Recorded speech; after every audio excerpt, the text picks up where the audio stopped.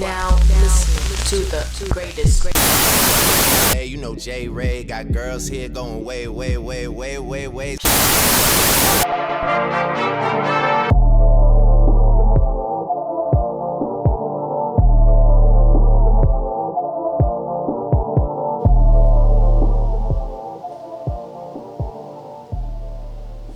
What is going on, ladies and gentlemen? It is your host, J. Ray, Real Talk Radio, with my guy, Julian. Don't know who Julian is? Go back to the last episode because I am not repeating it.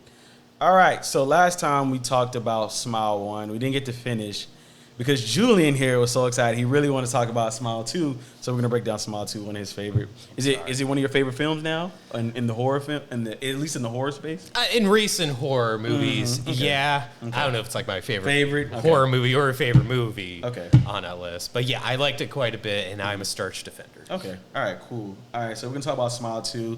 Again, spoiler alert, if you've never seen Smile 1 or 2, I would suggest you pause this, go watch them, and then come back to this episode.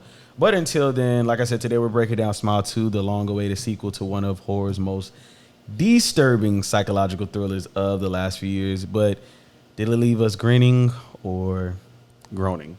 Well, we're about to find out. But if you haven't seen it or if you want to see it, let me just give you a breakdown to it. So I think it's like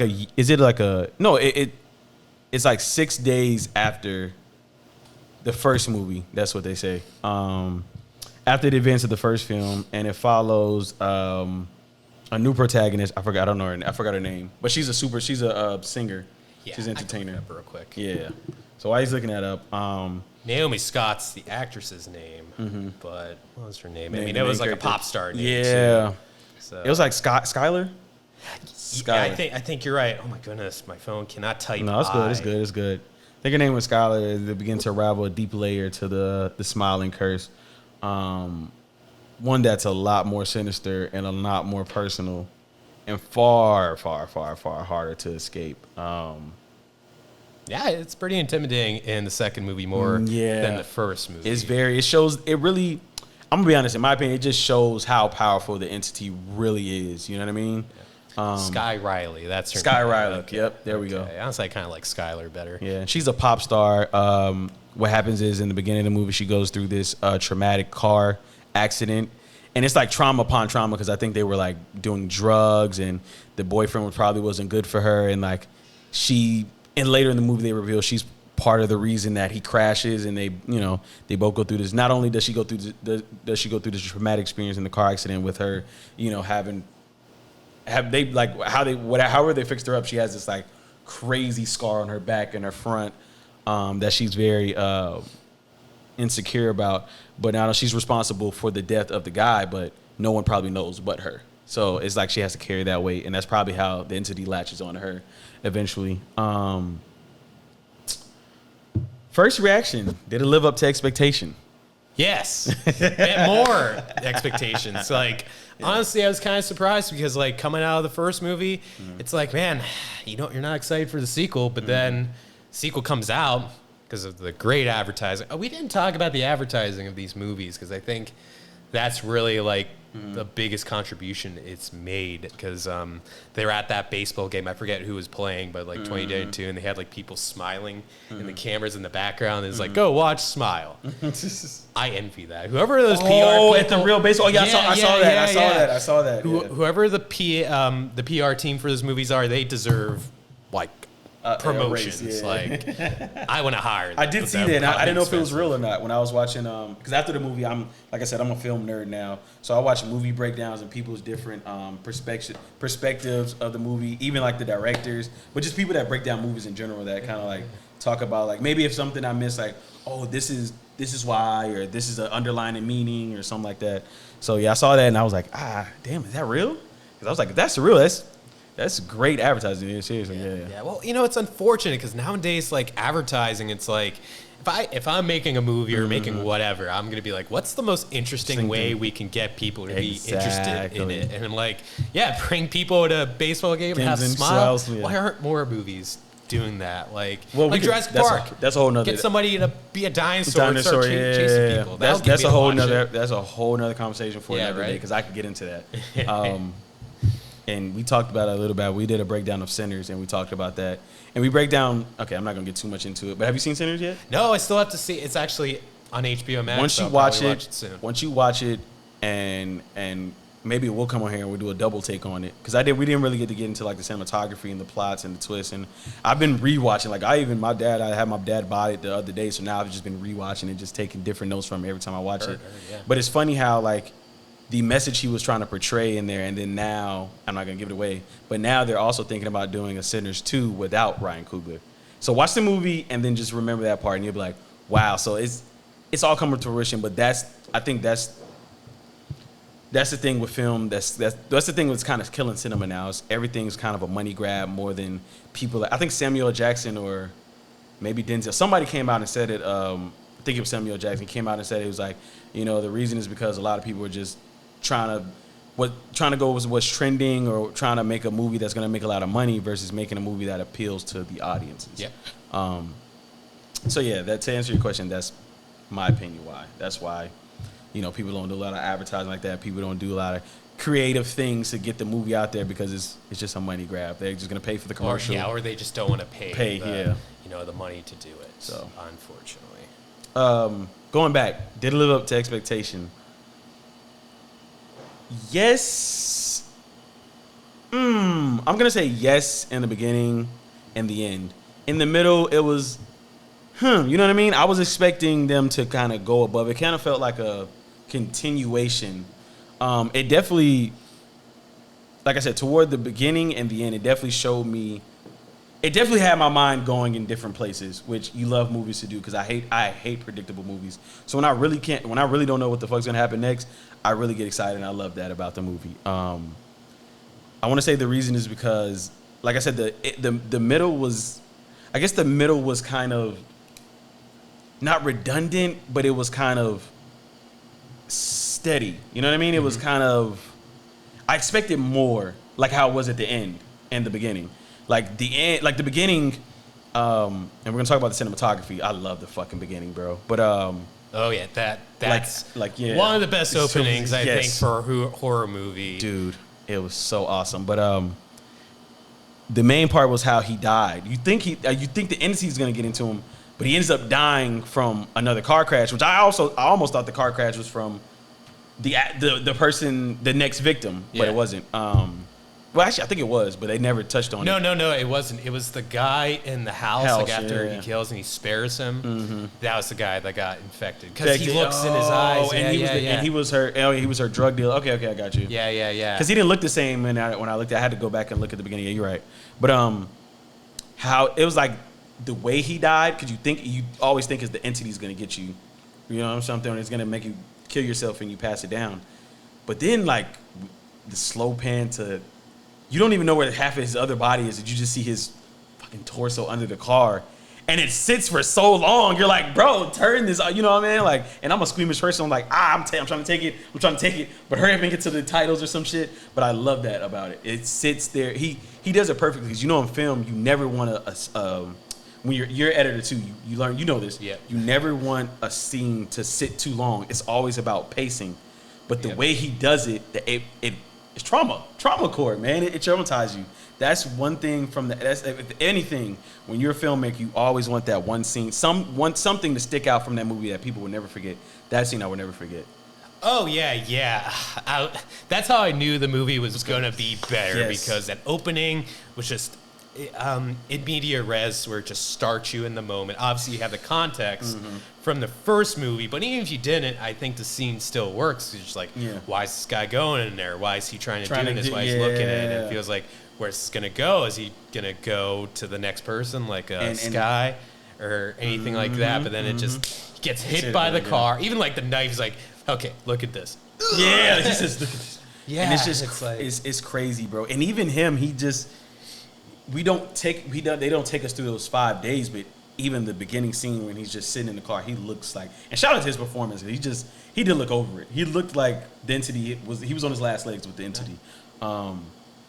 Which I think everyone is when you see him, the entity, and him trying to deal with it. And I think it's just a good way to set up the movie, because it's in a way it's saying, it's like, well, you think this is going to work out? Yeah. It's not. It's not. Yep. So that's definitely how you should start a movie. But no, I think compared to the first movie, where, as I said, I did not like the acting. I couldn't feel bad for the character, and therefore I couldn't believe the trauma. This, on the other hand, exact opposite. I very much loved Sky, the main character, and I think her and the performing actors hold up the story to where I very much believed, and I felt 100% bad for Sky in this movie. Yeah. I usually don't feel, well, okay, I don't want to say I usually don't feel bad, but that's like the most I feel bad for a horror character. No, facts. I think they did choose a storyline and a character to where we can relate to them. All of us usually relate to celebrities in some way, shape, or form, depending on how much trouble they get into. You know what I mean? And the more their personal life is brought into the tabloids and reading through stuff. Yeah. So I did think, in a way, I take that back from what I said off camera. I do feel like they did show that part because, as she's rebuilding her brand, she's telling her mother, like, you're never listening to me. Everybody wants me to be this smiling, happy, go lucky, music loving performer when it's just not that. It's so much going on. And you see that at the end where she's talking to I don't even know if that's actually her mother, her entity. It gets so confusing at the end, but remember they have that little quarrel where she's like, you're not listening to me. Like, I really can't perform right now. I'm not in the mental space to perform. But her mother's pushing her to perform. Like, I gave up everything for you, you ungrateful bitch, and shit like that. But that's so real. Like, you can relate to that. Like, I don't know how your household was, but for me personally, a lot of kids, and I know you went to school, so it probably was somewhat close to this, maybe not as bad as others, but, a lot of us really, when we're in high school, especially around sophomore to senior year, really don't know what we want to do with our lives. But our parents have pushed us so much, especially when they're putting us in these theme schools and constantly putting us in these schools with rigorous academics and putting us these extracurricular activities and stuff like that, just to get us prepared for college and this great life to make a great salary. But it's in reality, we're like, okay, we want to make our parents proud, but we also want to do something that makes us happy and that makes us passionate, and that we're going to be in the right mental space to successfully live a life that we really want to live. Yeah, or it's like, you know what? I just want to make a TikTok video with my friends. I don't want to study right now. And I feel like that adaptation of that character and the way the career they chose, and for us to see through the eyes of that person, I think that was I'm trying to think of a word for it. They chose a great profession for the character. Let's just put it like that. Yeah, no, definitely. Yeah. I was going to say, compared to other movies, and that was another thing about Smile 1, is not that, like, I feel like we've seen a lot of characters, like the main character in Smile 1, or at least, like, grounded real-life characters. But this one, you don't see a lot of horror movies that show the horrors or perspective from a pop star, let alone a big one, because she's clearly based off of, like, Lady Gaga or even Taylor Swift, and I think that commentary is especially really good nowadays and how they showed that. And I think it was like almost the perfect like way to do a sequel to the movie. It was so basic, but it was unique all at the same time. It reminds me of Now You See Me. Have you ever seen that movie? The Magician movie? Yes. Yeah. I've seen the first one. It reminds me of that because we've never seen a movie surrounded on magic and magicians, but that also takes on like how magicians, because we always the one word that always gets me when because I used to be a fan of magic. Like David Blaine is one of my favorite magicians.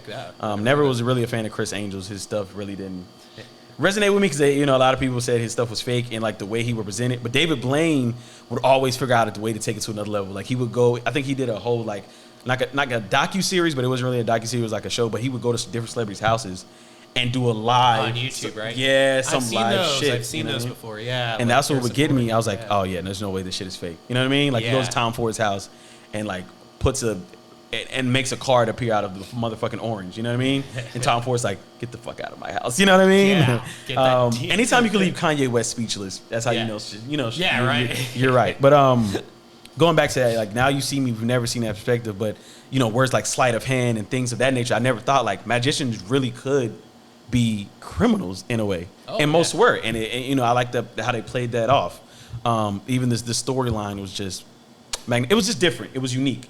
And I think cinema needs more of that, unique storylines, creative storylines, and people just going out there and just kind of pretty much being, what's the word for not careful? Cautious. Risky. Just being risky. Because Now You See Me, when you watch the trailer, it really didn't do it for me. That's why I didn't watch it till like years now, and I'm like, oh my God, this is one of the fucking best movies I've ever fucking seen, just because of its uniqueness. It's not like super Oscar worthy, but I think the way the casting, storyline, plot, writing, even the sequencing, I don't even know how they did it, especially in the Now You See Me 2, just great.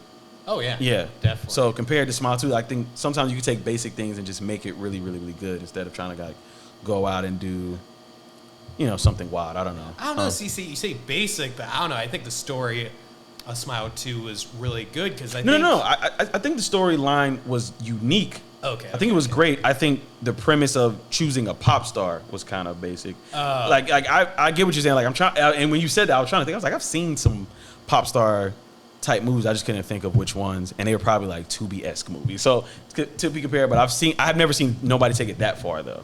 Yeah. Or it's like it had a new idea and fame because, we've seen like probably movies where it talks about famous people and like the repercussions of fame. But I think this one put in a horror context, but one put in a female pop star. Yeah. Lady Gaga, Taylor Swift. I'm thinking of biopics. No one like done. And I think that perspective was really good. And another thing, and I was writing down notes about this, is that Smile 1, I think, really had a trauma from family loss. I was going to say familiar loss. I don't know if that's a proper term, but family loss. But this one, I think it shows trauma in different levels. Because for one, it's trauma from fame, obviously, but it's also trauma from guilt where, are we allowed to give spoilers? Or Okay, I don't know. That's their fault. They should have clicked off. I'll tell them to click off earlier. It's all your fault, guys. You should have watched this movie. Like, it's part of your job as a citizen. But guilt from getting in a fight for boyfriend and causing that car crash, relapsing from drugs and forgot about that. Started to do. Family dysfunction, obviously. Well, was she really relapsing? Because she didn't even do any hardcore. She was taking it for she was back pain, cocaine, and she had back pain from the accident. Though. Yeah. So I guess no, but I think it just showed like that temptation, like, oh, I need to go get back from that pain and everything like that. It kind of shows you like you're struggling with that because like you don't want to go back on drugs. I think she did a great job because remember the water was for that too. She said anytime she wanted to really go with the drugs, she drank water, and I think they did a great job of continuing that through the movie, like not just doing it in the beginning, but like she continuously just kept drinking water the whole movie. But she's drinking it like alcohol, though, where it's like she was. I can't stop thinking this. I can't stop thinking this, which I think is really.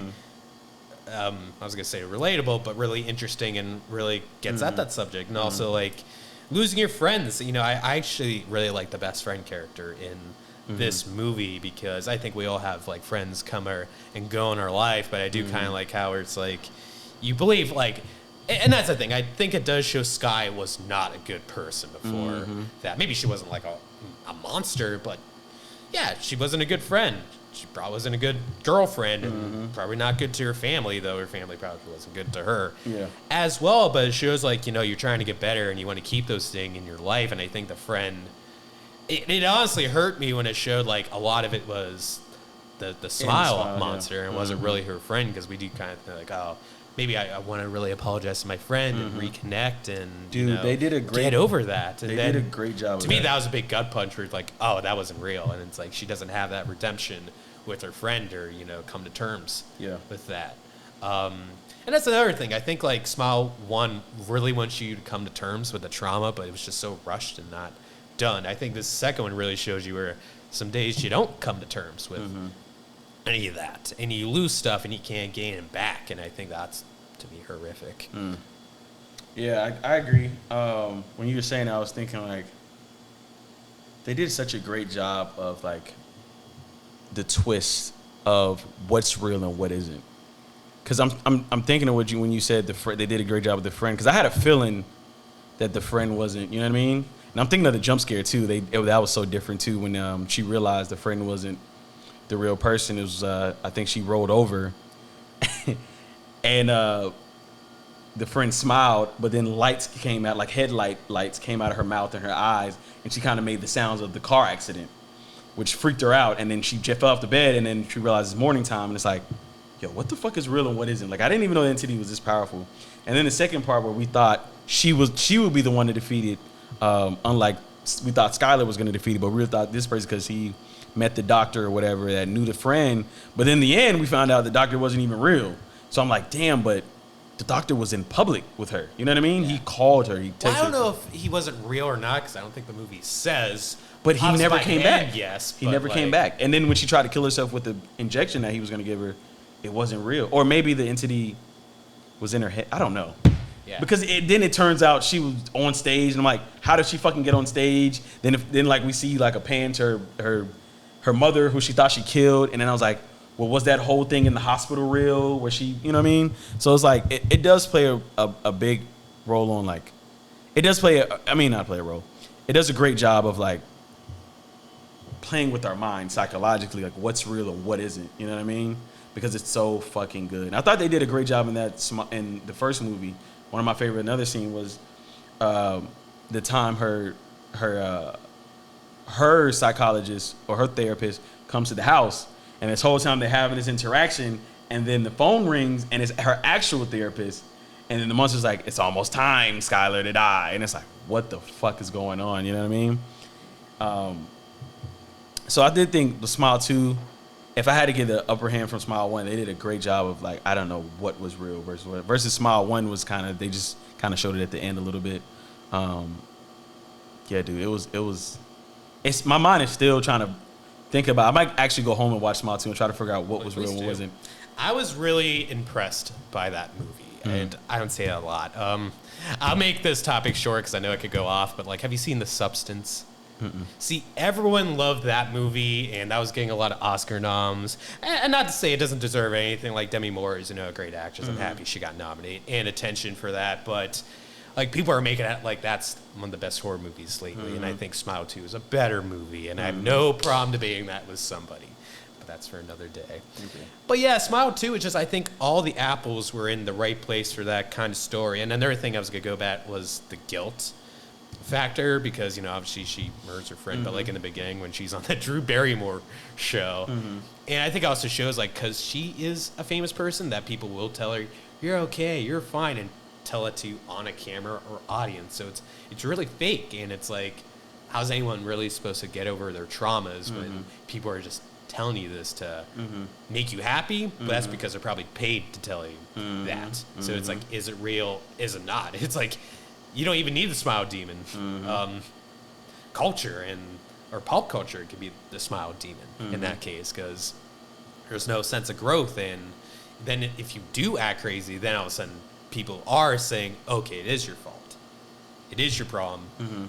And you are the wrong one. So I just think they really thought out the storyline, the plot, this time. And I just didn't really think they did that for the first movie, and I think even like the dance scene, like where she's practicing, it's like that was such a cool idea for a horror movie, and I don't think there's a lot of more horror movies that show it in that sense. When you saying that, I was thinking of that whole plot, but I was thinking of how they were going to step it up, and like I said, that was a good idea during the whole dance thing, and then when she's leaving the dance thing, then like her assistant, the entity like kind of copies it and trashes her room, and it's just like this constant. It's like this constant, I'm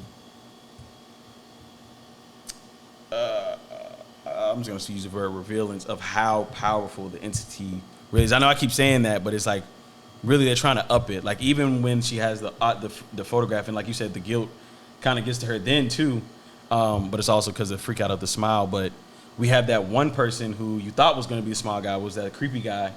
And then you have that little girl, and I'm like, it started to make me think, like, is this in her head or is it real? But people, the guy actually walked the little girl up. You know what I mean? Yeah. Her assistant walked the little girl up. And Oh, you're talking about the fan meeting scene? The little, I was actually just saying, that's also a really good scene because I think a lot of celebrities do say how, like, they meet fans that are, like, touchy or, like, they don't want to let go or, like, get really personal, of course, stalking. So it's like... And she's kind of like, and the entity is already taking her over at this point, but she has to put on this smile, put on this fake image and kind of, like, talk to the fans, even though she really, like you said, she really doesn't want to.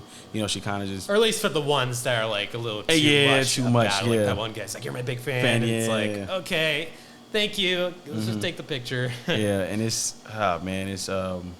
what did you think about the scene, which I thought was a little different too? I think they were going to do that, where the entity is multiple, I think it was a multiple of her either background dancers or her fans. And she's in the apartment and they keep getting closer and closer. Like, and then they actually fucking physically hurt. And I'm like, damn, I thought they saved that for the end. And, dude, that shit took me through a psychological roller coaster because I was like, it actually kind of scared me too. Yeah, man, I don't know, man. Smile 2 might be better than Smile 1 because I'm thinking like it really fucked me up in the head a little bit. Because that scene was really disturbing. I did not like that scene. I was like, oh god, and it was the way like when she turned around, they just stood still, but they'll be stacked on top of each other or some shit. But that's also another thing, because it kind of is a good allegory for fans, where it's like you kind of do take that home with you, and it's like, oh, if you're not giving them what they want, they'll literally come eat you alive. Yeah, that's a great. Alive. And that's what I'm saying. And like all the scenes feel. Now I don't know how much is intentional and unintentional when it comes to writing that. It feels intentional and well thought out, but I just think it was firing on all cylinders. This story. And another thing is Naomi Scott, the actress, because I haven't seen these movies, but she was actually in the 2017 Power Rangers movie. She was the Peak Power Ranger, and then she was also in the Aladdin live action remake. I did not see these movies. Wait, what? Will Smith? Yeah, the one of Will Smith. She was Princess Jasmine, and I haven't seen those movies, so I'm not going to say they're bad. I didn't really want to see those movies. But you kind of like, you can look at her in those movies and be like, okay, she's just, just doing the adaptations or stuff like that, or she's just a pretty face. But and I always like casting where you cast an actor, because then in this movie, it's like, whoa, she's like, to me, like an Oscar great actress. And to do that performance where I think she's screaming and, and also, a lot of the shots and cinematography, I think, are really good. Like her hanging out from the car. And, I would say, like, she's obviously a very pretty person, but I imagine she must hate some of the shots. Because it's like, oh, you got to have to get that close to my face, make me look like that. But I think it works because it just shows you how, like, not great being in those situations are. And it's not pretty to look at. Pretty much. I was going to get to that. Okay, we talked about that. You did a good job breaking down that. Damn, we did. We broke down all this shit. I'm surprised.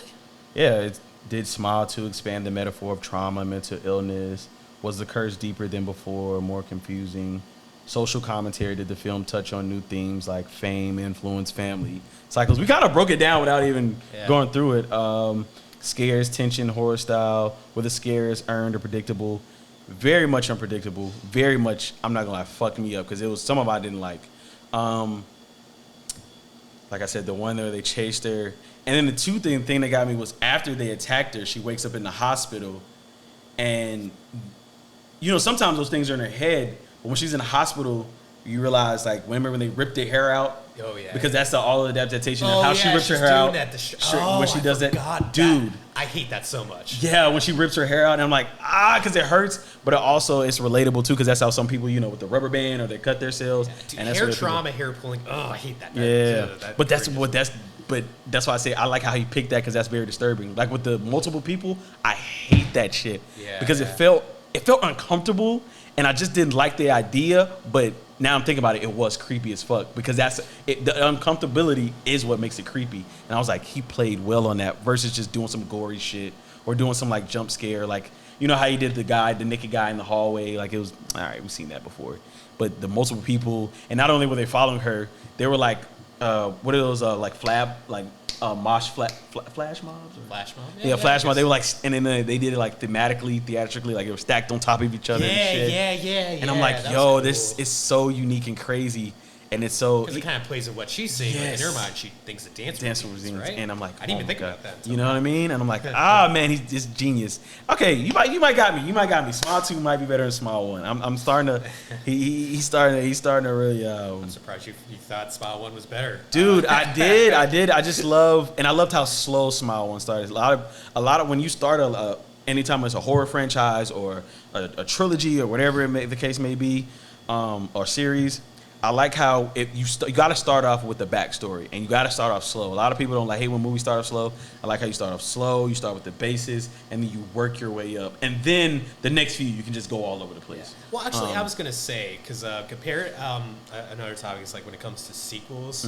Because to me, I think this is probably the best example of a sequel that's better than the first movie. Because there's a few more you can do. Because to me, like a good sequel should be like take the ideas from the first one and not like subvert them, because I think a lot of people think, oh, we gotta subvert them. No, it's like improving upon the ideas. They're saying, what's the next questions we should ask? And that did this. And I thought that I think it did it now that we're talking about it, but I still feel like the scare scenes, because it was hit and miss. Like I said, the autograph, scary, the autograph, the autograph scene was, you know what I mean? It was the girl was smiling, and that was creepy, but it really didn't, get me. Then we go to when she goes back to her apartment and they're fucking following her. And they're in her closet. She turns the light off and the light on, and the closer they get. Yep. And it's not just one person; it's multiple versions of the entity. That got me. Then I'm trying to think of another scene that was kind of bland, another scare scene. The naked guy in the hallway. Like I've seen that in one of the not the Exorcist. It was It Follows had that. It Follows had that. Yeah. It was a scene. It was, I forgot what movie it was, but it's the guy, the guy and his wife or his female companion. This is a horror series too, but they go to different places to kind of help people with haunted houses and shit. This is is it Exodus or? Is this like an actual show, like fictional? This is a movie, but they got multiple movies. Movie.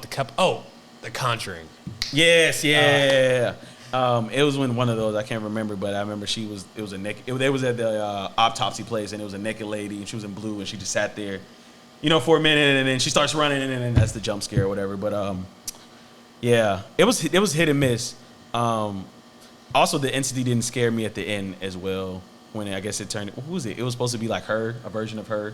When she broke her leg, and then it grew. It was creepy, and it grew, and I was like, okay, that's just kind of like a continuation of the last one. That wasn't that scary. I agree, but I still like thematically. I really like. The it definitely idea was. That, I like being on stage and being eaten alive. Yeah, because I love that part because it was like what the fuck is real and what's not, because he never comes back, and now she's fighting the entity, and then she tries to kill herself. That it wasn't even real, and then like now she's on stage and she's appearing, but you knew that was real because of how she killed herself. Yeah. Well, she smiles. She smiles. And I like how the cliffhanger is now, because I really kept feeling bad for both of the characters when I thought about the cliffhanger. I was like, God damn it. When are we going to get to one where somebody sees what she's seeing? Because, like, you got to, when you put yourself in their shoes, if it was real, you got to be like, fuck, it's got to be so frustrating to try to explain this to people, and people really, like, are not hearing you out. They think you're crazy because if this wasn't happening to you and you heard it from somebody else, you would think they're crazy too. So that you got both of those things in your head, and you're like, I don't know who to tell and who not to tell. You know what I mean? And I like how her character actually doesn't tell people what's going on, but through her trauma, she's telling people like, I'm not right in the head. Not only because of the entity, but because of the car accident, like you said, the pressures of fame, and it was something else you said. It was a third guilt. Third, fourth guilt. Dysfunction. The drugs, relapsing. Yeah. So it was like she was more falling apart through that than she was the entity. The entity was kind of like a second problem. Oh yeah, it's like a perfect victim for the smile thing. And a YouTuber said that. It's like because obviously the demon picks like very traumatized or vulnerable people, and plays on that. And this one was kind of like the perfect, because she's not just a regular person; she's a pop star. Yeah. I was also gonna say, like, I'm curious to see. I think they are making a sequel, but she was on camera looking at a bunch of people smiling. So obviously, that's what I'm gonna say, because a lot of people. So obviously, does this affect everyone? Now? That's what I'm saying. This is gonna be like a national disease, and I wonder how they're gonna play on that. He's really got to go out and. I thought, okay, this is what I was trying to think of the scenes that were creepy too. When they played the flashback of how she actually got into the car accident. Yeah. That definitely was I also love the cinematography of them going back and forth. And it was a simple car drive, and the camera was just going, back and forth. But I think wherever the male actor was and her played it perfectly. You got these drugged out, preppy white superstars, both assholes in their own right, fighting over probably some shit that doesn't matter. It's probably drugs affected them. And let's be honest, it's probably not good for each other. But you get all of that in that basic scene of them just going back and forth fighting. And then flash to when they crash and she's like bleeding, her leg is broke, she can't talk, she looks over, he's fucking dead, she's stuck, and she's hanging out, and she's like, and the blood's dripping from her mouth. I'm like, oh God. I was like, but perfect though. You know what I mean? Yeah. Outside of my squeamishness. Cinema. The other part was when she was at the when she had to give that speech for some charity, even the lipstick smear, everything showed you she is fucking breaking down right now. Like, this is not the Skylar we saw in the beginning of the movie. Dude, she's done for. You know what I mean? And I knew as soon as they said Proctor earlier in the movie, when he said, you're just going to read from Proctor, I was like, they're going to play on that Proctor. Yeah. They're going to play on that Proctor. And when the Proctor was broken, which is I like to think it was the demon, but honestly, I think it's funnier believing maybe the Proctor was just broken. You don't know which. And that's what happened. Yeah. It's like, okay. Yeah. Gotta wing it. But I knew that was the only predictable part. I knew I was like, they're going to play. Like, just when she was looking for a cat in the beginning of the movie. The makeup. I knew it was going to. I didn't think the makeup was going to, but I like how they showed, like, that was kind of a hint at, like, she, like, what's wrong if her goes out on stage with makeup like that. That was a hint that she's gonna this is gonna go terrible. Which shows you how unfair it is, because since she is a popular person, people unfairly judge her for, like, the smallest of stuff, because that was like a normal dinner. People were like, he just had makeup or whatever. But since she's a star, her image is important. You can't. Also, another scene is where she's at the house of the drug dealer. Also, that guy did a really good job, too. The drug dealer that goes crazy, where it's like, I think obviously she wants to call the police, but, like, she can't because she's a celebrity. That will affect everything. And obviously, it's a crime, so could she go to jail? So it's like, she really couldn't call the police. So and I like how they played on the details of her throwing up, because I always thought, I was like, they're going to forget about that. But then later on, she's like, she's looking up, can DNA be held from your throw up? And I was like, thank God he's using detail, because you're always like, I know you're probably like me, like, I'm always looking for those little details where I'm trying to nitpick a little bit, like, all right, what question didn't they answer in the movie? But they literally answered. They didn't leave anything to be kind of questioned, except for what should be questioned is that when is the entity gonna, is the entity ever gonna be defeated? How powerful is the entity? What's real and what's not, versus they forgot about the car that was left in this or something like that. You know what I mean? I was gonna ask you though, how did you feel about? I know I shouldn't went on that tangent because I knew I was gonna forget. How did you feel about? Okay, we were talking about the Proctor thing. I can't remember now. The drug dealer you talking about? The drug dealer, yes. Okay. Yeah. I know. I was wondering. I know we went somewhere. How did you feel about his suicide? I didn't feel like it was brutal enough. Oh, the plate smashing. I thought that was kind of brutal. It was. I mean, like, bro, you're going from a girl slashing her throat scene to Skylar lighting herself on fire to this dude being smashed in half by the car to. Okay, well, keep in mind, I should say I've watched a lot of horror movies, some pretty intense ones. So there's not a lot of things that, like, scare me nowadays. Yeah. And I guess compared to you, I'm not, like, the most squeamish person. There's some things that would get me squeamish. But I don't think there was, like, anything was really, like, so that's really not a big factor to you, because you're just like, you're more in the horror. I thought it was cool death, because I'm like, plates hitting you, because I go to the that is got a painful, like, but I just wanted something. I don't know, like, I don't know. Never stepped your toe. Because I didn't. I don't know, man. I'm trying to think, because you're right. Like, what other can they do? Because, like, glass is played out, knife is played out. So I guess the next big thing is like, Think of all the things they have not done. Because even Skylar's death, I was like, she fucking stabbed herself with a mic. Come on, y'all could have thought of something better. I don't know. Like, I don't know. I just. I felt like the suicides could have been more brutal, because I thought they upped it very well.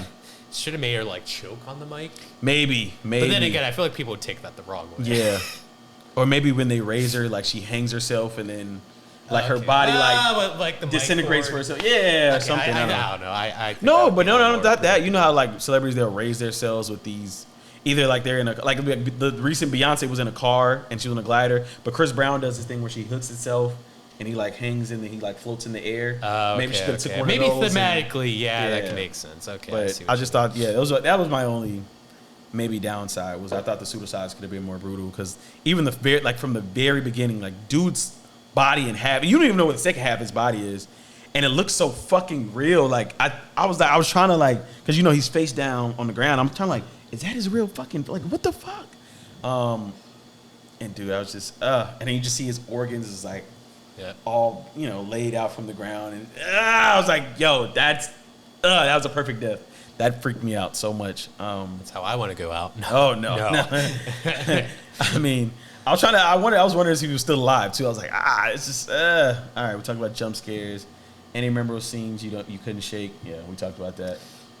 There was one thing I did want to mention that I thought was really funny was towards the end where she meets up with the guy that's helping her out. I like how they go to an abandoned Pizza Hut and use that fridge. Oh, yeah, the that fridge. was so funny to me and sadly relevant for how many like places, especially Pizza Hut, that shut down and it's like just empty building and everything. But you still have the memories. Yeah, and I didn't really think it was funny, but I thought it was actually super creative. Like I was actually impressed by that too, because like I said, it plays on to the thing of, okay, this is the one who's gonna defeat it. At first we thought it was Skylar, then we thought it was Bro who's gonna just pass it down to someone else, and then it goes left, and now it's her. It's like, okay, at least if the guy doesn't kill her and bring her back to life, she can just move that brick and freeze herself to death, and then hopefully the entity dies. Hopefully, Yeah. But then that doesn't happen. Yeah, We think there's happen. multiple options. Like, okay, the doctor doesn't do it. Then she like stabs herself. We realize that's not real. Now it's like, okay, at least she's still in the freezer. Kick the brick and fight the entity. Let the entity kill you, and you just die in the freezer. No one knows you're there. So maybe this will end it. And then we realize the freezer wasn't even fucking real. I thought that was like, God damn it, like. Yeah, same thing with the friend where it's like you wouldn't believe like, okay, this is real and she's helping. And even if you have like the thought this isn't real, it's probably getting screwed over. You want to believe it because you wanted the character to actually get better, which I did not feel for the character in the first movie. I didn't care whether she got better or won at the end of the day. I did want to see this character win. And I love how they showed how she grew to somewhat become the person that she wants to be truly, because she was willing to kill herself. She says, I'm tired of thinking of everybody but myself. I want to kill this thing, and I don't care if it costs me my life. You know what I mean? At least I thought of myself. Yeah, and I thought that was a big deal. But then I think the crazy part is, and what I'm starting to think is, does the entity finally kill you once you're over your trauma, or once you think you're over your guilt or whatever is going on? Because that's what Skylar thought in the first movie, and that's what she thinks. And that's when the entity finally, now it's time for you to die. You know what I mean? Yeah. And that's kind of another sad, twisted way of thinking. You know what I mean? As whoever the writer was. As you overcome something, you think you've beaten it. So that in hindsight, in this particular situation, you beat the entity. You think you beat the entity. Nah, that's just, now it's time for you to die. Yeah. Yeah. It's kind of a fucked up way to die. More brutally than any way that the entity thinks of killing you. I think that's a kind of cool, I don't know if you call it a double entendre, or a maybe double-edged sword or something. I don't know. Yeah. Let's see. We talked about the plot twists. Were they satisfying or unnecessary? I think we both agree it was kind of satisfying. Very satisfying. I would say very. I could put that word to it. The curse's backstory explained more and mudded further. I think they did a great job in Smile 1 of the backstory of the entity. And I think this one, they did a great job of not just, continuing the same thing, but showing that the entity has a lot, again, I'm going to keep saying a lot more power than we thought in the first one. And who it can recruit. And now I think in the third one we're going to realize who can truly take over. Because when she kills herself in front of kind of on a nationwide kind of, playing field, does it only take over people with trauma, or is it now going to hunt everyone who witnesses it? Can it even take over numerous people? You know, we've only seen it in a one-person context. So yeah, I agree. I'm really curious to see what the sequel is going to do. So, I mean, this is easy. Did the ending feel like closure or setup? Definitely a setup. It was definitely a great cliffhanger, in my opinion. But honestly, if this was the last movie, I would be happy. Yeah. Because some days you guys say, do you need an answer for something? I say no. I'm fine. It's all about whether I enjoyed like what you got. So, I mean, I would like to see how they would follow it up, but then I get scared like, oh, can you do it? Can you? Maybe if it introduces like being affected, multiple people being effective at once. Maybe they do multiple Maybe they'll characters. kill it though. Maybe like that won't be as interesting. So I don't know. I get nervous, but I will see. I mean, So if you, let's say I was the director and you're like assistant director, assistant producer, what if I pitch this to you? Multiple people, multiple characters now. We go through multiple characters, and in the end, they somehow rap together. And then we show how they rap together, maybe sometime in their backstory or whatever, and like in the past. Do you think that would be a good way to start off Smile 3? A good way to take it? I don't know. I don't like predicting this stuff because it's hard to go in that direction because it just depends on the characters and whether they work. So kind of like, have you seen the movie Crash? With Don Cheadle and long time ago, but yeah. But you see how that was numerous characters, and they all like align some way, shape, or form later on in the movie. So something like that. Yeah, I mean that could work. I mean that's definitely a very interesting idea. It just depends how they execute it. Okay. Because Smile 1 and 2 have the same execution, but I think so. It's a lot of factors with you that it's more than just kind of guessing it right away. It's a lot of factors that I have to. No such thing as bad idea. It's just good execution, right? Okay. So, I think you answered that. Did Smile 2 fix any flaws from the original or repeat them? Yeah. All the flaws. Fixed everything. This is a question for you because I'm still getting into the horror cinema. Has the franchise earned its place in modern horror? I believe so, or at least for the moment. I mean, if there's a third movie, it's bad, then it's like maybe we can say differently. Because you're talking about Joker 2, where I feel like the sequel actually hurt the first movie. For another day. Yeah. I know. I do want to hear your thoughts about that. So, yeah, I do think it has. Especially with, movies where it's like it's hard to tell the legacy of something because I think we're obsessed with something the year you watched it. Because, obviously things kind of age out, but now I think it happens so quickly where it's like movies that came out 2 years ago where it's like, oh yeah, I watched it. I kind of forgot about it. But at the time, they'll be making it like, oh, it's the biggest deal ever. Everyone's going to remember and everything. So, yeah, I think it's definitely earned its place, at least in my heart, for modern horror franchises. Especially when a lot of them do, because most horror movies nowadays are psychological horror movies, or trauma-filled horror movies, the postmodern horror movies. And I think this one has that, but also gives a little more for the slasher regard, because there is a body count. I don't know if you know the difference between slasher or psychological horror movies. So slasher is like there's a guy somebody's going around just killing. Usually the case, but also there's different criteria. Usually a big one for me is the high body counts and is there a constant threat that's going out it?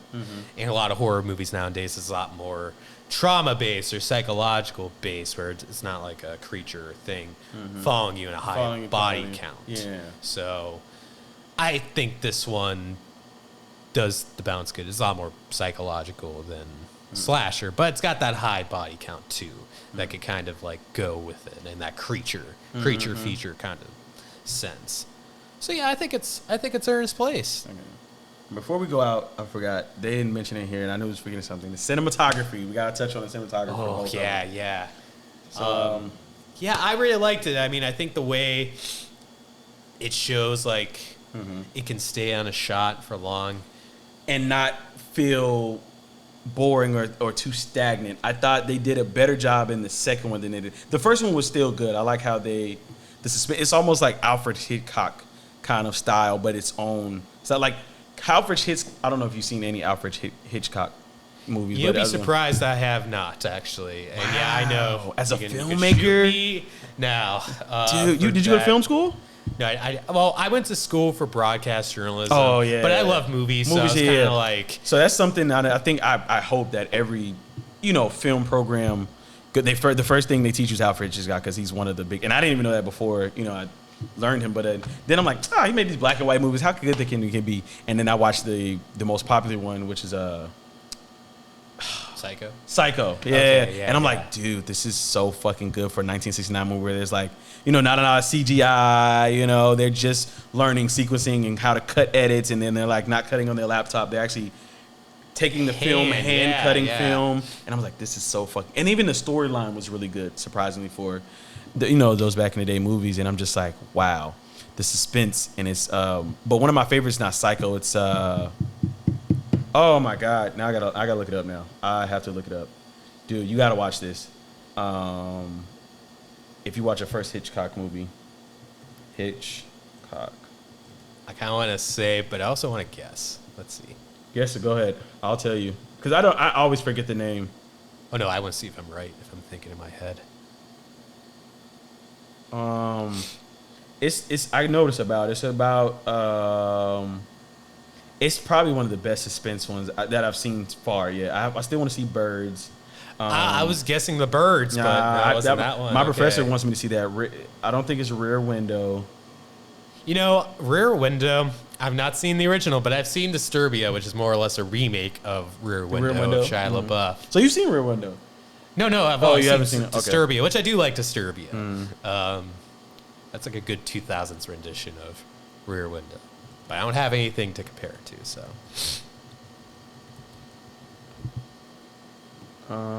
Wasn't Rope? I know that movie's a one-shot movie. What, Rope? Yeah, that's all done in one shot. And Oh, wow. Yeah. Alfred Hitchcock goes very. One of the things It was that the first movies to do that concept. He was so different in how he did his his I forgot what you call it, like his whatever it is, the script thing, and he was so detailed in how he would do his what's the one? Damn, this is gonna show my amateurness in how to make films. What's the when you draw it out? Oh, storyboards. When his storyboards, they said he was so because he would like literally on the storyboard he would put the camera angles.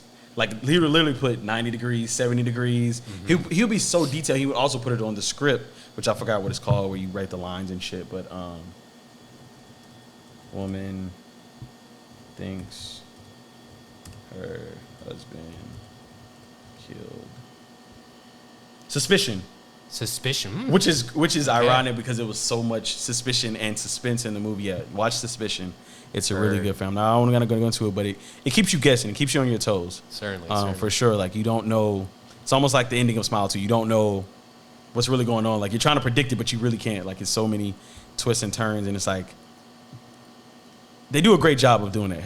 Alfred Hitchcock did a great job of doing that. But back to the cinematography. Yeah. You do make me want to watch Hitchcock. Yeah, it's so surprisingly good. Also, it's hard too because I don't see any Hitchcock movies on streaming, and at the moment, that's my only There's a lot on way Netflix. to watch stuff. There's a couple on Netflix now. Really? Now it's recently added. Okay, I know. I'll look that up. Yeah, because unless you're watching DVDs or Blu-rays, literally, I don't know how to watch Hitchcock movies. Yeah, true. I think we touched on it. I already glazed the beginning of Smile 2, how great that was cinematography wise. Just the tracking shot of how, it felt like not a crane shot, but it felt like a zoom in tracking shot where they would just kind of show the character and just leave out a little space for the breathing room. Yeah, and then they would come out when they need you to see the opening area. But it was also like moments where there was like what do they call it? Like it's a specific shot. Oh my God. I remember in the studio binder. Where it's like this chaotic shot where it goes around the room and then it's kind of showing him like panicking, but it's kind of shaking the camera more than it's shaking him. And I just thought that beginning of the movie was just dude, that was like perfect cinematography. And then I want to say, like I said, that's where I was going before I went on that whole tangent. In the beginning, in Smile 1, there's a lot of, and then you want the camera to turn around, but it sits on her so long. I think in Smile 2, it would piss some people off, but it adds to the suspense where they would sit on Skylar, and then when they finally turn it around, they turn it around, but she's blocking whatever she's looking at. Yeah, so it's like extra suspense on top of what you're like, what is she looking at? Hurry up. Like, I want to see, you know what I mean? And I think it's really good blocking in the scene. Yes. I do And I'm like like, that. and I'm like, oh my God, like this is just beautiful. Because the whole time I'm sitting in my seat like, what's she looking at? What's going on now? And it's like, that's what you want in a suspenseful thriller horror movie. You want to keep me guessing. You don't want it to be just, I see this, and then they reveal it, and it's like, oh, okay. Yeah. It's like, oh my God, what the fuck is good? What's about to pop off now? You know what I mean? I think they did a great job with that. I'm trying to think of any other scenes. Like I said, the closet scene was really, really good. Trying to think of any other ones. Can you think of any other? Things to talk about for Smile 2. We touched a lot of good stuff. I'm trying to think if I have any final thoughts for it. I feel like I did because we were talking about something about it. I don't know. Did you have any thoughts? Maybe. I'm trying to think of any of my other shots or anything cinematography wise that I liked. Color was cool. I really wasn't too into that as much. Like the coloring. Yeah, the color grading was just seemed normal. Regular. Yeah. Well, it seemed kind of raw, low key. Like not. Yeah, not edited, too. Yeah, not too edited much. like Euphoria, or have you seen? Okay. Yeah. Or my favorite. I was gonna say, did you recognize the drug dealer because he was actually on Euphoria? Because that's how I recognized him. Yeah, he was the season 1 of Nate, where he has sex with Maddie in the pool, and then he beats him up and Oh, that was him. criminalizes That was him. them. Yeah. Okay. Lucas Gaz, I think his name is. Yeah, that was him. Yeah. Dang. Okay. I gotta go watch Euphoria because it goes back to what you said earlier. Like, with a lot of times when they make these sequels, they fucking 5 don't years watch later, and you don't season even remember. Yeah. What was I thinking of? I just watched it last night. 13 Reasons Why. Oh, that takes. Yeah. Okay. Get the storyline and plot. I know you want. Yeah. But I know how you feel about that. But I don't know what season it was. But when they would do the flashbacks, it would kind of be this light bluish kind of coloring, and then when they did the regular, it'd be kind of this dead bland. Season 3, I think. Yeah, because it's got like the police interviews. Yep. And I like how it'd be bright when it goes back to a flashback, and it'd be kind of dull when they go back to like reality or the current. Yeah, the current or present. You know what I mean? I kind of like that play on things. Certainly. Yeah, but Smile 2, it was definitely a masterpiece. I'm trying to think of anything else. I'm mad that it didn't get the. They didn't get the love that it deserved. Yeah. Granted, there's a lot of good movies that came out in last year, 2024, especially for the horror genre and everything. But I don't know, maybe it's because I'm just so jaded because I've when I grew up with horror movies, seeing it evolve, and then it's hard to say like what movie really started it, like the postmodern genre. I'd like to say maybe the Babadook was really the one that like kind of went more for the psychological, and a lot of movies kept doing that, like a Hereditary or and maybe that's Samar. Me. I like psychological more than I like just is it slasher. I love all horror movies in general. Okay, so you got to teach me the slang. So slasher more like Jason and Freddy Krueger. Yeah, I love psychological horror thrillers because it's a lot more thought into it. It's a lot more underlining meanings. You can do a lot more, and then you got to really get creative with it. Certainly. Yeah. My biggest problem is just there's so many nowadays. Yeah. And like I said, like every horror movie I watch nowadays, I'm kind of like, all right, what's the trauma theme for this movie? And, and it's like, this character's probably gonna die, or it's probably gonna be in his or her head. Yeah. So, and that's not to say like that's a bad thing or something. That's like true. that. Like I said, it can get Midsommar, redundant. Hereditary, great movies, and you can put a bunch. I've never seen the Babadook, even though I haven't either. It. But yeah, there's a lot of movies you could put to that, and that's just kind of trends and genres now. It's like one does good, people want to repeat it, and that's the problem I have have with cinema. That goes back to earlier what you said, why people don't do advertising like that for movies, or even why people don't make movies like Smile 2, or when you see Sinners, you'll see why it was so raved, because it's just uniqueness. It's different. It goes back to what Samuel Jackson said. A lot of stuff is money grab, which is one of the reasons I don't really want to go into cinema per se anymore. I really want to do independent documentaries just because of how Hollywood is just kind of, it's a money grab thing. Yeah, I mean, it's harder because a lot of people trust IPs, or it's like, a company, what's it called? Like corporate trust or corporate, allegiance. There's a corporate loyalty. That's what I was thinking of. So it is harder. But I don't know. It's also just like, universal. Like there's a lot of things that people do. It's like, a lot of people make fun of the Fast and Furious movies or even the Avatar movies because, family. And there's like jokes about that. But that's effective because everyone has families. That's relatable. So it's like, it's really just knowing like what's universal and then what to change from that. It's like you got to do half that, the other one. But I'm ready for the uniqueness, the creativeness to come back to where like I said, you take those risks of it might flop, but at least this was something I thought of outside of the box. I tried, I tried to put it out there. I agree. I want that again too. I'm ready for it to go back to cinema where it's like movies are not in between anymore. It's either a flop or it's good. Yeah. You know what I mean? And it's all dependent upon the uniqueness of the creativeness of the director trying to go in a different direction than anybody else is going in. Unlike what you said earlier, like with if one thing works, everybody goes for it. That's one of the reasons I haven't watched Squid Games yet, because I love movies like that where it's like The Circle or The Button or one of my favorite ones. Button, I never heard of that. The write down write down this one. It's like, is it called Never Have I Ever or Would You Rather? Would You Rather? Where I've heard of that. Yeah. No, because I need to. Halloween's coming up, so I need to make a list of horror movies. Would you rather? There's one on Netflix I just watched. It's like this video game thing. It's a little bit more sci-fi, fictional. It's kind of horror thriller too, though. 13 Sins, but they're all kind of similar. Where they're like, it's a countdown of who's dying. You know what I mean? Yeah. So it's because then Saw came out, and that was like the Saw people call it torture porn. But a lot of movies that kind of go with that, like they're playing a game and everything. Yeah. So there's always different trends and different like decades of horror and everything. So it's hard. And kind of going back to your saying, as much as I love originality, it's hard to be original because if you watch enough movies and you know enough about it, it's like Tarantino. It's like obviously he's a very creative person, one of the greatest directors out there today. But it's like if you know enough about movies and stuff, you could definitely see like, okay, he kind of took from that and took from that. So it's like not super original. Even Nolan, you can say for sure same stuff. But it's always, I don't know, a lot of people are like self-serious about their movies too. Or I was talking to my friend from work where it's like, because what movie was I watching?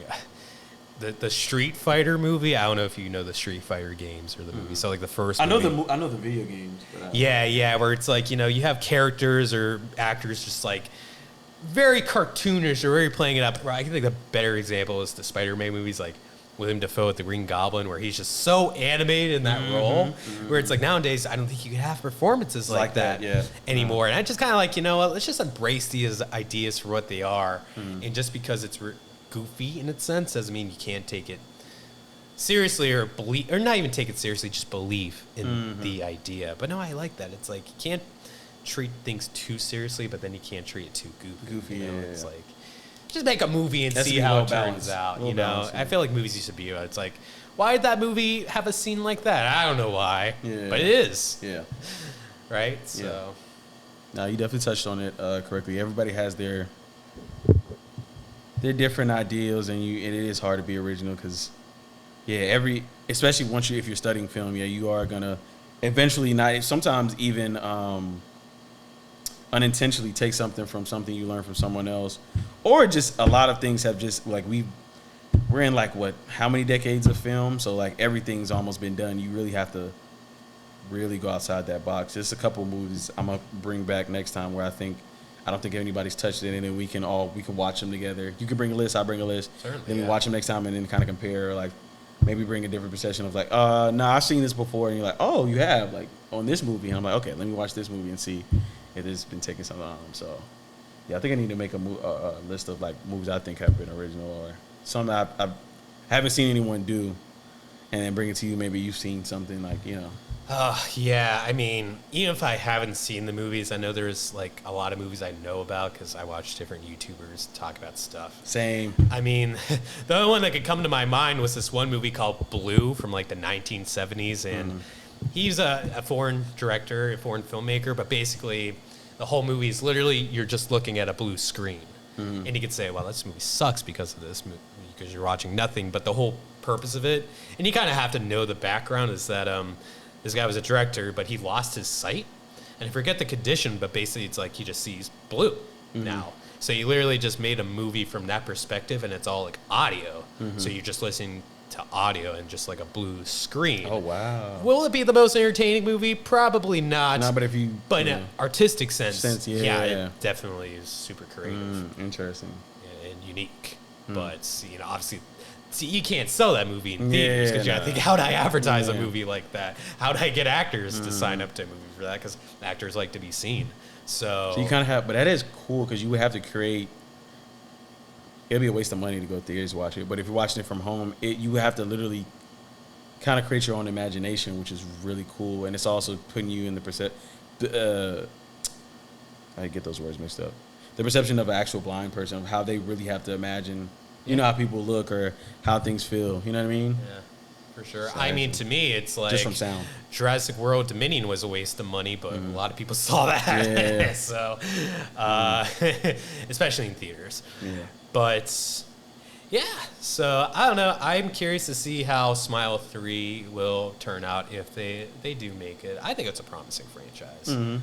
So I hope they can do it. I don't know. I think they kind of topped themselves with the first two. I don't know if they can go 3 more without just, you know, being redundant or stagnant. I don't know how much more they can, you know what I mean? Because I honestly, I do and I don't like how the entity is not, people can now kind of see it. Like with the little girl, I was like, I thought you can't see it unless you're, trauma dump. But I also kept feeling so bad for the characters. I'm like, all right, when is somebody gonna like see this or believe them outside of just the lust, like the officer, like her ex-boyfriend, that was just out of lust, him believing her, or nobody. There's really certainly pops up. plot holes, but I don't know. To me, it's the emotions that really run high in a movie. Because I think that's what made it scary, was nobody else can see it but that person. Now everybody's going to be able to see it, even if you're not traumatized, or even if you're not under its spell. If that makes sense, I'm like. But I think that's what's gonna fuck us up for Smile 3, because we're really not gonna know what's real or not. You know what I mean? Yeah. So we'll see though. I think it's a problem. It can be a promising franchise. I think he has to keep thinking outside the box. What we just kind of touched on is really hard, and he kind of set the tone in Smile too. So yeah, they have a good idea to run off of it. So let's hope they live up to it. You know, we'll see. So yeah, if you've never seen Smile 2, I recommend it. What would you give it out of 10? Ooh, that's another thing. As I age, it could always change. But at the moment, I can give it a comfortable 9 or 8.5 out of 10. I give it an 8 out of 10. 8 out of 10, okay. 8 out of 10. What would you give the first one, actually? We didn't give ratings for that. That one I give a 9. I'm sorry. I love the origin movies, bro. I love the origin movies sometimes. I mean, sometimes, like you said, the sequel, unpopular opinion. We got to talk about this one day. Have you seen both Black Panthers? I've seen the first one, yeah. Have you seen the second one? I have not yet. That's because I'm just trying not to watch too many Marvel movies nowadays. Got to, bro. You got to catch up. Doomsday is coming soon. We got to see if they can bring back the Avengers. Man, I don't even know if I have the energy anymore. I'm looking forward to if they ever do X-Men or after these movies. I think that's what it's setting up to do. That's what this because they're ending the continuity so they can go to the next ones. Maybe I'll watch it. It just needs a new direction. It needs to... You think it's dragged out now? Yeah, because I was going back to Twilight, where it's like, people hate stuff at a moment, and we're in that MCU hate moment. I don't hate anything. I'm not a hater. Yeah. But I'm just like, it needs to die just so, like, we can miss it. We can, like, look and be like, okay, well, this is a good time to, watch these movies and everything like that. But because they keep going and going, it's just like, okay. My thing was... I don't miss these movies. I need something new to watch. That's true. I think they should have died off from the Avengers and just went straight into the X-Men, figured out something from there. But I think my whole issue was not necessarily the movies, but after you kill off the guys we grew up with, You can't just throw a different, you can't throw supporting heroes into the mix trying to make them the main people. Especially after the legendary, 5 that we know. And then also throwing in the shows I thought was doing too much. I think if they would have just kept it movies, it wouldn't have been as bad.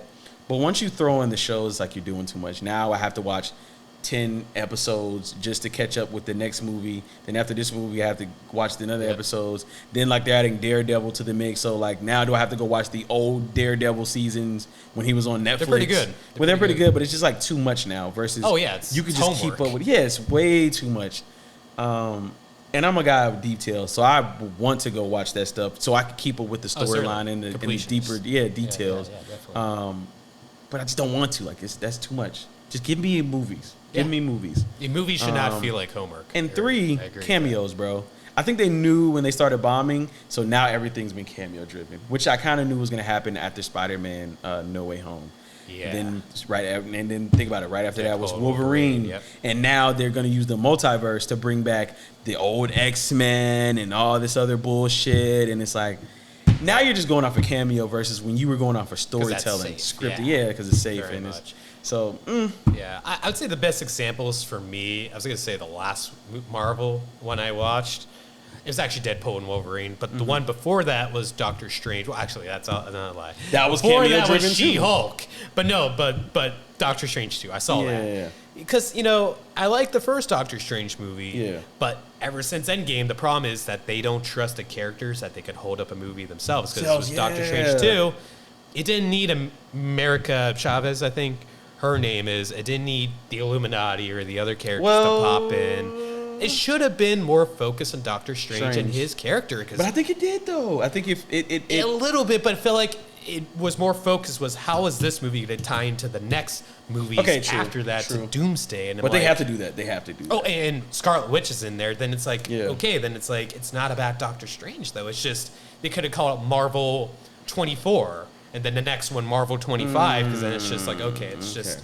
I see what you're saying. You wanted to be kind of more solely focused on I keep saying the development, the growth of the actual character. Or it's just a singular movie. Like a movie shouldn't have to think about, how's this going to set up for the next movie, or at least in Marvel's case, how's this going to set up for 6 movies down the line? Where it's and just like, leave that for the end credits. I want to see a complete Doctor Strange story, even if it doesn't lead to anything. And that's why it's like I missed superhero movies before the MCU really took that, because it's like if you watch Sam Raimi's Spider-Man movie, the first one, that's a complete movie in itself. It doesn't need a sequel. It doesn't need to tease Punisher or anything like that. It doesn't. There's never any teasers to it's just it's a complete movie on itself, and you don't even need to be a fan of the comics to enjoy that. But now these movies, they expect you to be fans. They expect you to know the source materials. They need to have other superhero movies because they feel like, well, okay, people watched WandaVerse, so they're going to want to watch this, but then they watch this, and it's like, no, it's just too much. Just make I get what you're saying, because now I'm thinking about the older movies, like, for example, Civil War. It didn't have any parts where they, carried on, but you could still call back to it during Infinity Wars or Endgame. It was more of a callback than it was. Yeah, now I see what you're saying. Because at first I thought, like, they needed that, but I was like, nah, they would. And I don't know how they would do it, masterfully piece that in the end credit scene, but without forcing it throughout the whole movie. So I get what you're saying. Yeah, because that's to fit the theme or like what they're trying to go for. And it had to, like, Captain America Civil War, I liked at least when I first saw it. Maybe I have to rewatch it or whatever. But yeah, I think that movie kind of did it well. I think I didn't like the fact they called it Captain America 3 when really it should have just been like called Civil War. But then I think that would be hard to sell because then it's like, what does this correlate to in the series and stuff? But yeah, it's just too much like fan service, And I'm like, screw the fans, screw me. I don't care. Don't appease me, but cool. All right, did you want to keep going, or I just realized it's been an hour? Yeah, I knew we was going to go an hour because I was like, Smile 1, we should have been an hour, but no, we're good. I had a lot of thoughts about Smile 2. So. Yeah, I knew he was ready to get that one out. Yeah. I thoroughly enjoyed this episode. You definitely made me realize I need to study a little bit more upon my films, most definitely. Yeah. Especially my lingo, my terms, and my history for sure. Can't learn all the terms. you know? Nah, film is so broad. It's like you learn something new every time you. Oh yeah, get and that's how it into should be. You know? Yeah. Is that all you got for Smile 2? Is that it? For Smile 2, yeah. I mean, we Okay. could talk about movies forever, but Yeah, yeah, Smile yeah. 2, I've said my thoughts. Okay. Well, all right then. Then we're gonna end it there. Trying to make sure we end it because I hate when I go back and edit these things and I'm like, oh shit, we forgot to talk about this. Or, Oh, yeah, we yeah, forgot to talk about that. But yeah, Smile 2 is definitely somewhat of a masterpiece, especially in the horror realm, which I am not a fan of. But there are certain movies where they'll get me. Like Smile definitely, got me in the loop. And I think it's just because I love thrillers in general. So anytime it's like a sci-fi thriller, Yeah. horror thriller, action thriller, I'm hooked. Yeah, that's it. Check out Smile 2, even though, it came out last year? But check it out. Let us know, realtalkradio626@gmail.com. Let us know, go watch the movie first. Let us know what you thought of it. Let you know what you thought of our opinions, our thoughts. Any pushback, any agreements, anything you think we missed, anything you have questions for us about, let us know. Again, that's realtalkradio626@gmail.com. Thank you for watching. If you're watching us on YouTube, make sure you like, comment, subscribe. If you're not really a YouTube guy, you want to listen, we also on Apple Podcasts, Spotify, iHeartRadio, or wherever you get your podcasts. Check us out on Instagram for more teases, updates, Real Talk Radio. Oh, no, that's real.t.radio on Instagram, Real Talk Radio with 2 O's on TikTok. And, of course, I got a question of the day. This is always unhinged. I'm not going to be too unhinged for you, Julian. Please, no. It's your first time guest. Be the most unhinged. Oh, shoot. Wait a minute. Last thing. Okay, I looked at my notes. I like how you just ended that. Yeah. Okay. Staying overtime, everyone. Before I do a quote, this is extra. This is extra for y'all. This is extra meat. Did you notice those? He did it in the first one and the second one, that upside down shot he would always do. I think the first one in the first movie was up. It was outside when she was driving somewhere. She's probably driving to her mom's old house. And then the second one, I forgot what they did, but they did a great way of cross dissolving it. What do you think that represents? Because I was thinking upside down smile or something like that, but I was like, that's too easy. That's too simple. Honestly, I would have to look into really connect the details. I think he just thought it looked cool. Yeah. Which I don't blame him. It probably would. Yeah. I mean, besides to just say the situation's turning upside down. Yeah. That's a very basic yeah. Because the first one he just did it, she was driving, but the second one he did it so good that I forgot exactly where the first scene was, and then it crosses off perfectly until the top scene where she was inside, and it fits so well. It's like a puzzle piece almost. And I was like, oh my God, that's great. But I wondered what that was the only thing I couldn't really dissect. I was like, what the fuck is that meaning? Some directors will leave those kind of I don't know if you call it Easter egg or something like that, just for us to maybe something even for itself, maybe that a pure filmmakers like us will have to look at it and say, what is that? Okay. Yeah. But yeah, I forgot about that. I forgot about my notes at the end, but we created pretty much everything. But my question of the day is, so I was on TikTok, and a lot of times I come upon these videos of where these crazy fans, I would say, jump on stage while the person is performing. So I want to know, what is the thought behind that people that do that, or someone that's plotting it momentarily. I'm not in any way, shape, or form saying you should be doing it, or go ahead and do it. But nah, I'm just very curious. What goes through people's minds when they do that? Why? What's the premise of it? That's a great question. What is fascinating for you? I was gonna say, do usually the questions correlate to the topics that we're talking about? No, it's usually they're just random, but that does, but it does, too, right? Yeah, exactly. The crazy fans, but that is crazy. I got to go correlate. Sometimes I correlate, sometimes I don't. I was was that intentional? I was no. I was thinking about that the other day. I was I'm looking at it, I'm like, because sometimes I used to think the other way around. I used to be like, why is celebrity getting so mad? They just want to be on stage. But at the same time, when you think about it as we mature and we get older, it's yeah, damn, that is a stranger. We don't know what the fuck they're thinking. I don't know this person. And to be honest, for some fans to be so crazy over a celebrity, and we put that, and now we got to dissect the word celebrity, it's literally just a stranger with money and talent. Oh yeah. Why are we so, crazed over it? It's one thing to be crazy over somebody for their talent and be crazy over the talent more than the person. Some people mix the two, and they'll you know what I mean? Yeah. I'm not one of my favorite rappers is Drake, but if I see him in the airport, I'm not screaming or I'm not nervous to talk to them. I'm just like, yo, bro, you know how much you mean to my life. I appreciate you, and I'm gonna just keep it at that. Some people like they have to have their cameras out. They get this anxiety and this rush of excitement, which it is kind of exciting to meet your, somebody that you follow within entertainment business. But it's like to the extent of rushing them. You have to touch them. You have to feel them. You have to tell them like, yo, I love you. But it's like, do you really love them? You know what I mean? No. Like, this is just a stranger. Like, you don't even know this guy from a can of paint other than, whatever he tells you in your music. But other than that, like, you don't know this person. You don't? No, At all. So I just thought like, what's, because people continue to do it. And like I said, I feel like some people plot on it.